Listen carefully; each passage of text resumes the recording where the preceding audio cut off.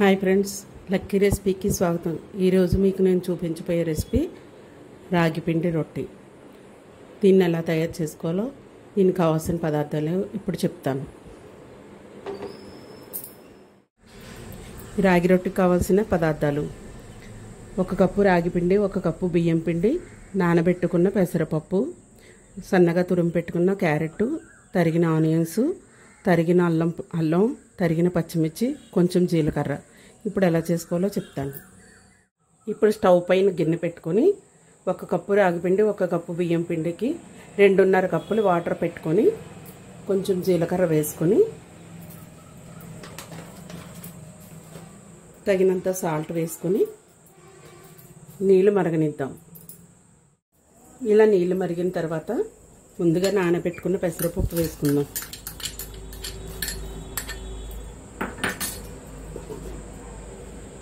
అల్లం తరుగు, పచ్చిమిరపకాయ తరుగు వేసుకుందాము. కొంచెం కొత్తిమీర కూడా వేసుకుందాం.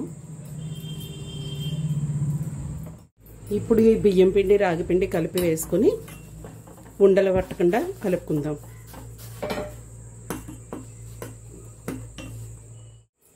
ఈ విధంగా ఉండలు పట్టకుండా కలుపుకున్న తర్వాత మూత పెట్టి 2 నిమిషాలు సిమ్లో ఉడికించుకుందాం. 2 నిమిషాల తర్వాత మగ్గిపోయింది, గ్యాస్ ఆఫ్ చేసుకుందాం. ఈ విధంగా చల్లారిన దాంట్లో ఉల్లిపాయ తరుగు, క్యారెట్ తరుగు, మీరు ఇంకేమైనా వెజిటబుల్స్, క్యాబేజీ, బీన్స్ ఇటువంటివి ఏమైనా వేసుకోవాలంటే వేసుకొని మొత్తం అంతా కలుపుకోవాలి. కొంచెం తడి తక్కువైతే కొంచెం వాటర్ చిలకరించుకొని మన రొట్టి నొక్కుకోవడానికి వీలుగా తయారు చేసుకోవాలి. ఉప్పు తక్కువైతే సరి చూసుకోండి.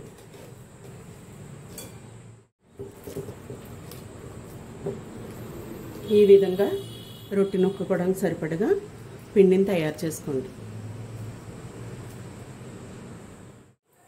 పొయ్యి మీద ప్యాన్ పెట్టుకుని హీట్ అయ్యాక కొంచెం ఆయిల్ కానీ నెయ్యి కానీ మీకు నచ్చింది వేసుకొని చేతికి కొంచెం ఆయిల్ రాసుకొని ఇలా రొట్టె ప్రిపేర్ చేసుకుందాం.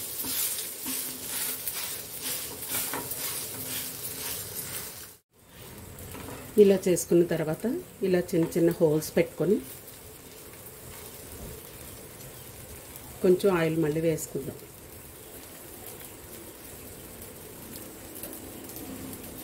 ఇలా వేసుకున్న తర్వాత గ్యాస్ సిమ్లో పెట్టుకొని 5 మినిట్స్ పాటు ఇలా మూత పెట్టుకుందాం. 5 మినిట్స్ తర్వాత టర్న్ చేసుకుందాం.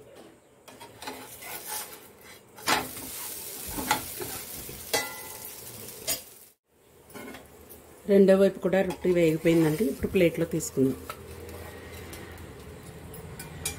ఇంతేనండి, ఎంతో టేస్టీగా ఉండే రాగిపిండి రొట్టి తయారైపోయింది.